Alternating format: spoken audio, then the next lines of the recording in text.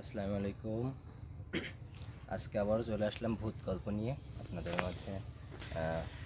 আজকে একটু ব্যতিক্রমধর্মী গল্প, অর্থাৎ অপঘাতে যারা মৃত্যুবরণ করে তাদের মৃত্যুর পরে অনেকে বলে থাকে যে বিভিন্ন ধরনের মানে প্যারানর্মাল ঘটনা ঘটে থাকে, মানে যেগুলো মানে আমার সামনে সাথেও ঘটছে অনেক ছোটোবেলায়। একটা এই যে এখানে আপনারা বিগত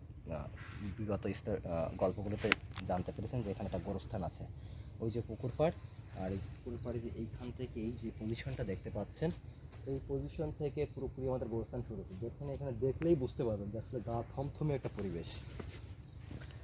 আর ঠিক ওই যে ওই পজিশনটা একটা বিশাল একটা গাব গাছ ছিল, ওই যে এখন ওখানে যে ফাঁকা দেখতে পাচ্ছেন হয়তো আপনারা, ওখানে বিশাল, তখন আর এখানে এতটা ফাঁকা লাগতো না, তখন একটা অন্ধকার অন্ধকার একটা ঝোপ ঝোপ একটা ভাব ছিল।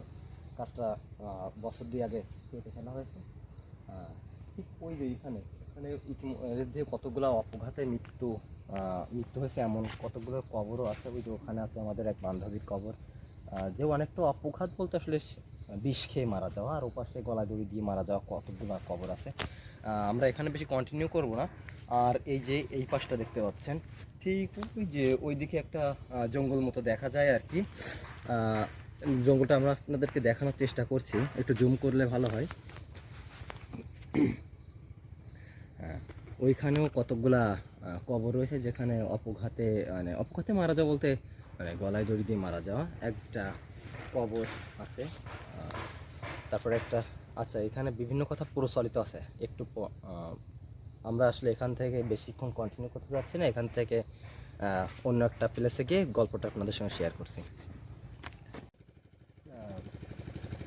আমরা আসলে একটু আগে যে পজিশনে ছিলাম, সেই পজিশন থেকে এখন আমাদের বিলের অবদার করে চলে আসছি। ও পাশটা আসলে মানে ওখানে স্টে করা আসলে সম্ভব নয়, কেমন গা থমথমে একটা ভাব, মানে ওখানে অবস্থান করলে আসলে কেমন কেমন লাগে, মানে এখন সেটা আপনাদের হয়তো বলে বলতে পারবো না, অবশ্য নিজেরাই বুঝতে পারবেন এটা আসলে নিরিবিলি জায়গা আর কেমন গা থমথমে, প্রচুর পরিমাণ গাছপালা।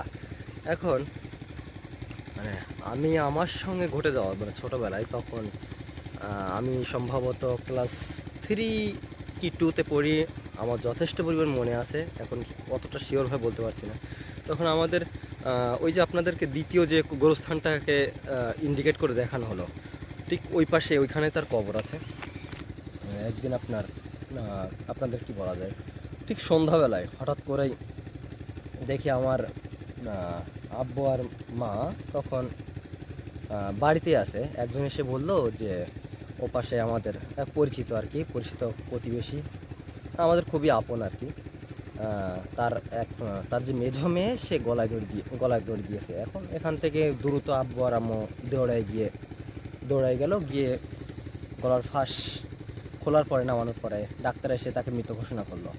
এবার কি হয়েছে, গ্রামের দিকে একটা কথা প্রচলন আছে, হয়তো আপনারাও যদি শুনে থাকবেন, বা আপনাদের প্রবীণ যদি কোনো লোক থেকে থাকে গ্রামের, তাদের কাছ থেকে হয়তো শুনলে পেতে পারেন আর কি, যে অপঘাতে যারা মারা যায়, অর্থাৎ বিষ খেয়ে বা গলায় দড়ি দিয়ে এইভাবে মারা গেলে তাদেরকে উত্তর দক্ষিণ দিকে যে দুইজন পড়ে, তাদের কাছে নাকি 1 সপ্তাহের ভিতরে ওই আত্মা বা ঠিক মানে ওইরকম জিন টাইপের কিছু একটা বোঝাতে চায় হয়তো, মানে গিয়ে মানে কিছু একটা মানে খারাপ ধরনের কিছু একটা করে আর কি, বা কোনো একটা ধরনের ভয় দেখানোর চেষ্টা করে আর কি। তাই এখন আমার আম্মু ওটা না জেনেই মোটামুটি আব্বু আর আম্মু এই দুইজন মিলেই ওটা করে ফেলেছিল, উত্তর দিকে ফিরে শোয়ানোর কাজটা। পরে পাশ থেকে এসে আম্মুকে কেউ একজন বলল, তুমি এটা কি করলা?